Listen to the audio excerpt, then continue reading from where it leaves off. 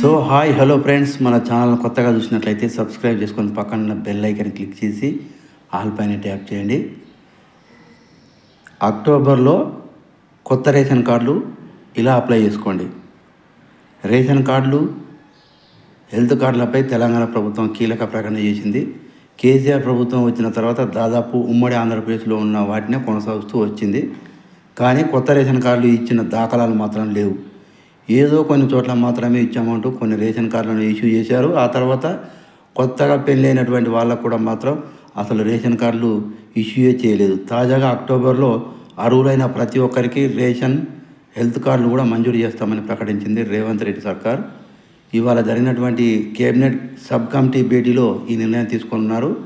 భేటీ అనంతరం మంత్రి Uttam Kumar Ponguleti Srinivasa Reddy cabinet sub committee భేటీలో చర్చించిన విషయాలను మీడియాకు వెల్లడించనున్నారు.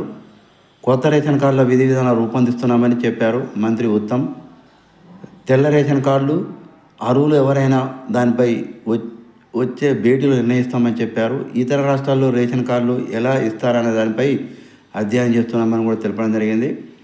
రేషన్ కార్డుల నిబంధన ఎలా ఉండాలి, పార్టీలకు లేఖ రాశామన్నారు.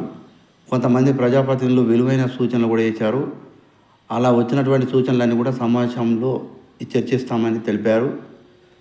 సెప్టెంబర్ 21వ తేదీన మరోసారి కూడా ఈ కేబినెట్ సబ్ కమిటీ ఉండనున్నది.